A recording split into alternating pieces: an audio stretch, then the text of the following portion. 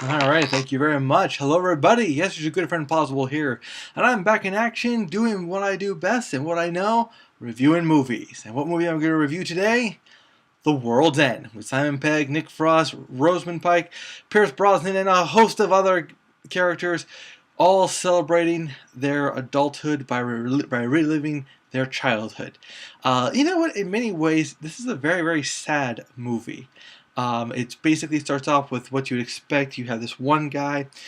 It starts off with what they were like in high school and what they were like when they were kids. And, you know, they were the gang. They were the group that hung together. They were the band of brothers, so to speak. They hung out in high school and they drank together, you name it. You know, they always went to parties together, stuff like that. They grew up. They grew apart. And before they left high school, and actually, no, when they left high school, the day they got free, they went through the golden mile of bars, which was 12 bars, or should I say pubs, excuse me. This is a British movie. 12 pubs in one night, each getting a drink from each one. Unfortunately, they didn't finish it. They couldn't make it because, you know, all that alcohol does a lot to your system. It's always bothered one of them, even though he doesn't really want to admit it, and that, of course, is Gary King, played by Simon Pegg.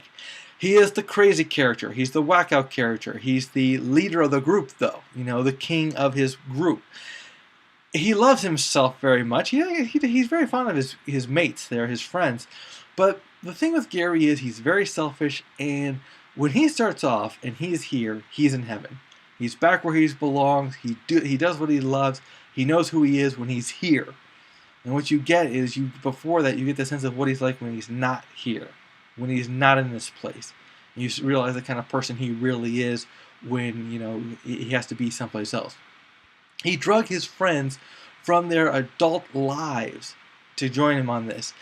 You know, it's kind of interesting. You would think about why they joined him in the first place, you know?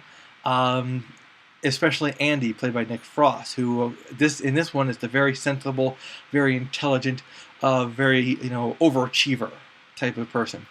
He basically gets brought in by a lie told by Gary. You know, once that lie is revealed, eventually we finally get to the whole point of the movie, the fact that there's a robot invasion going on, and it is the weakest invasion you'll ever see in your life. It starts off pretty funny. You know, it starts off really interesting. And from here, this is the true definition of a horror comedy. When you see the horror, but it also makes you laugh. And that's what I loved about The World's End. I just loved watching these guys do what they did, but at the same time, there's this sense of foreboding as you see the horror just lurking about, watching their every move.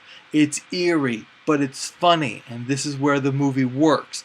I wish they would have played that even more and more, but as things get crazier and crazier, it goes in the wrong direction, you know. But it's to be expected. Ultimately, it's to be expected because this is all Gary has. Everybody else has a life. 20 years have passed, or 20 plus some odd years have passed, and everyone has moved on with their lives, but him. He could never let go of that childhood, and you know, he's living the results of that livelihood, you know, of that choice. And his life isn't perfect. His life is a true tragedy, but he hides it. You know, he hides it in a bottle. Can I really give this movie a see it? You know, the ending was pretty interesting. Wasn't great, wasn't jaw-dropping, but it was good. Had a good point. But was it worthy? Ultimately, reluctantly, I'm going to say yes. This movie is a see it. You should watch it. If you've seen Hot Fuzz, if you've seen Shaun of the Dead, you're used to this kind of humor, you like the kind of humor they do, you'll enjoy it. I think you should see it. It'll be fun. Ultimately, though, I say that with reservation, because this is not everyone's cup of tea. It's boring in some parts. It's got some interesting notions to it, but at the same time, it just doesn't come together like it could have, like it should have. The movie just kind of falls apart. And I'll tell you the one complaint I have that really prevents this from being a see it. It's the focus on Gary. It's the focus on that character. You get too much of him. you can only take so much of the crazy guy. You can only take so much of this, nonsensical leader of the pack, but still wild man and, all action, no consequences type of person.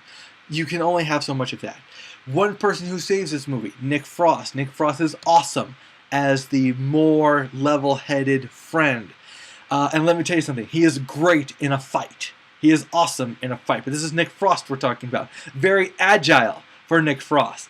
There's this one move they do. They bring somebody down. They do the move on Nick Frost. He just picks them up, okay? Seeing one time he kicks somebody, he kicks them right through the sink. I mean, it was awesome seeing him in a fight.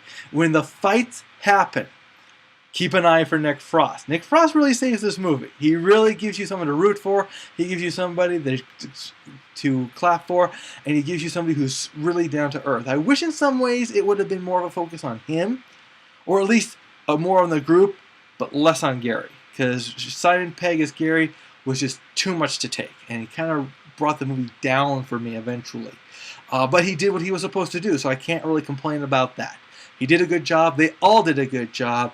It was a good movie. Fair movie. It could have been great. That's my problem. Alright guys, that's it for me today. I got all my reviews in. Hope you see them all. If you haven't seen them yet, you can check out my site at PozzibleMovieReviews.com. And we'll see you next time.